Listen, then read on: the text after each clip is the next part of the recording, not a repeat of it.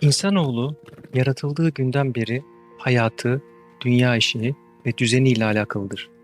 Yemek, içmek, barınma, elektrik faturası, evlilik, geçim derken zaman hızla akar.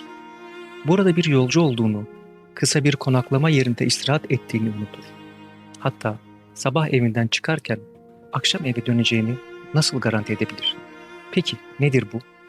Aslında kendisinden kaçtığımızı sandığımız ama koşarak kollarına doğru koştuğumuz gerçektir bu. Ölüm.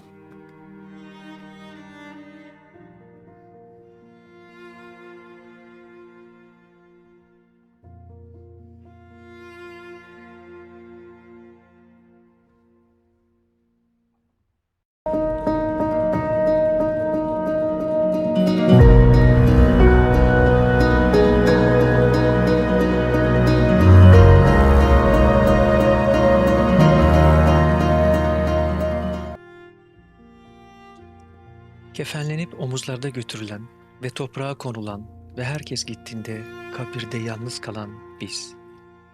Bu yalnızlık o kadar dokunur ki hüzün peygamberine, kabirde insan ilk gecesinde mahzundur. Ona sıkça dua ediniz buyurur. Ana rahminde ölüp dünyaya geldiğinde anne baba himayesine giren insan, burada ölüp kabirde diriltildiğinde hiç kimse olmayacaktır yanında. Ne ana, ne baba, ne eş, ne çocuk. Bir tek bir gölge gibi ölen kişinin yanında olacak.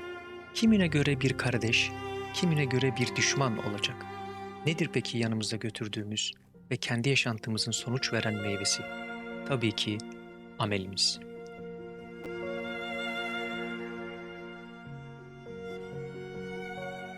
İnsanoğlu öldüğü vakit malı teneşir tahtasına kadar, aile efradı, akrabası ve dostları mezarının başına kadar gider. Sonra kendisi ameliyle baş başa kalır. İnsanoğlu ahiret aleminin ilk durağı kabir aleminde ancak amelinden fayda görecektir.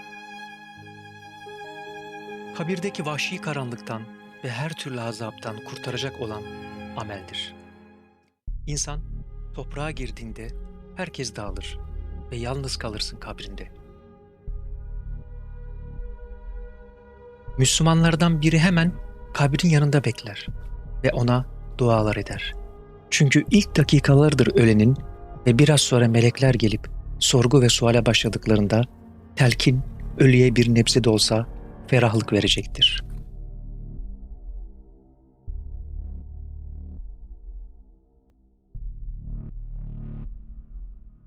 Düşünün ki canlılardan ölümden kurtulan hiç kimse yoktur. Hatta yeryüzünde Allah'lık iddiasında bulunmak bedbahtlığında bulunan kimseler bile ölümün pençesinden kurtulamamıştır. Kimini su boğmuş, kimine beynine saplanan bir mahluk öldürmüş, kimileri de türlü musibet ve belalarla helak olup gitmiştir. Kainatın yaratılış sebebi Peygamberimiz Efendimiz'e hitaben Allah Celle Celaluhu Kur'an'da şöyle hitap etmiştir. Biz senden önce de hiçbir insana ebedilik vermedik.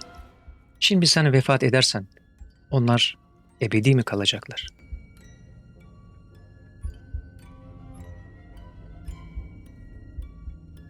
Ebedi olarak dünyada kalamayan insan, kabrine yatırılıp toprak üzerine atıldığında artık yalan rüyadan uyanmak üzeredir. Mezarın başında bir kişi kalması sünnettir. Çünkü biraz sonra gelecek olan Münker ve Nekir meleklerin soracağı soruları ölüye hatırlatır. Şimdi diyeceksiniz ki ölen kişi hiç bizi duyar mı? Kainatın sevgilisi şöyle buyuruyor. Onlar sizden daha iyi işitirler fakat cevap veremezler.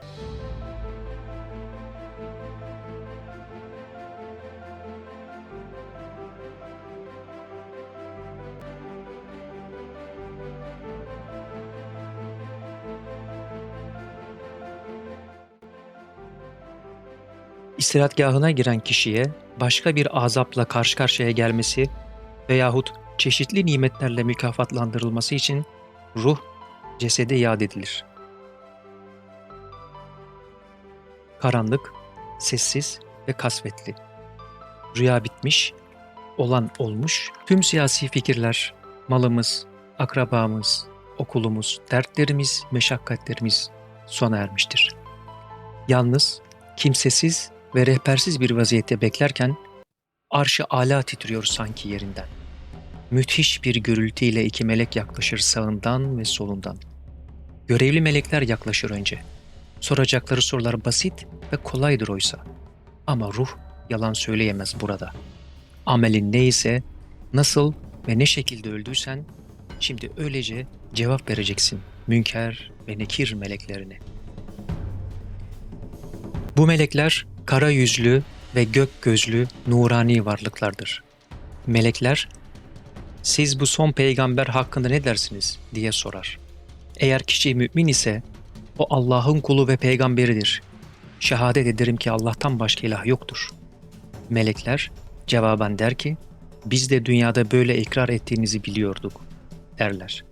Sonra o ölünün kabri enine boyuna 70'er arşın genişletilir. Orası aydınlatılır.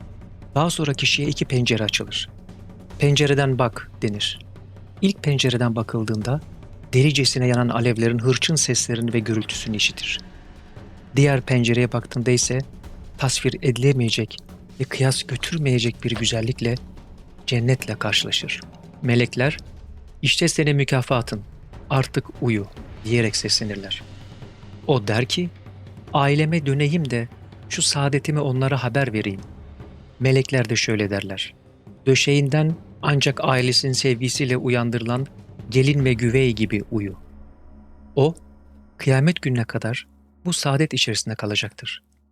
Ne mutlu ona ki dünya hayatını en iyi şekilde kullanmış, sonsuz hayata gülerek merhaba demiş ve karanlıkların içinden ışıkla çıkmıştır. Eğer öyle bir münafık ise cevabında der ki, İnsanları işitirdim ki ona Allah'ın peygamberi derlerdi de ben de öyle derdim. Hakikatte o bir peygamber midir değil midir bilmiyorum. Bunun üzerine melekler, biz de öyle söylediğini biliyorduk. Artık toprağa onu olanca şiddetliğine sık denilir. Toprak da onu sıkmaya başlar. Yan kemikleri birbirine geçer ve artık o da kıyamet gününe kadar bu halden kurtulamaz. Hatta Peygamberimiz sallallahu aleyhi ve sellem, ölüler kabirlerinde muhakkak azap görürler. Hatta hayvanlar onların seslerini işitirler buyurmuşlardır. Ölü insana ölü demek aslında tam manasıyla uygun değildir. Çünkü Peygamberimiz aleyhisselam yine bir hadisinde ölü kendisini yıkayanı, taşıyanı ve kabre indireni bilir der. Demek ki rüyada olan bizler, asıl uyananlar onlardır. Kabir hayatımızın kıyamet gününe kadar huzurlu ve mutlu geçmesini istiyorsak, hayatımızı bir kere daha sorgulamalıyız. Kabir hayatı ve kabir azabı önemli ki, Peygamberimiz ümmetini bu konuda sürekli diri tutmuş ve uyarmıştır. Hatta bir hadislerinde, küçük abdestten korununuz. Çünkü kabir azabının umumu ondandır buyurmuştur. Önce iman, sonra beden ve kalp temizliği içinde kıyamet gününe kadarki geçici evimiz bizleri beklemektedir. Rivayet edilir ki herkesin mezarı her gün sahibine şöyle seslenir. Ey kişi! Benim karanlık, yalnız, vahşet yeri olduğumu, kurt ve böceklerle dolu olduğumu, ahbapları ayıran, çocukları yetim bırakan bir ev olduğumu bilmiyor musun? Niçin bana evine hazırlanmıyorsun?